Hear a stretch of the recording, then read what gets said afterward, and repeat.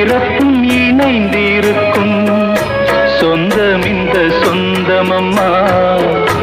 வாழ்விருக்கும் நாள் வரைக்கும் தஞ்சமுந்தன் நெஞ்சமம்மா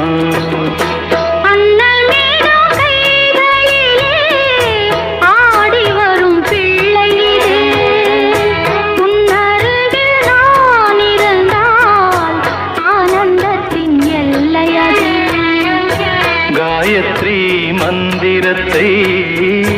உச்சரிக்கும் பக்தனம்மா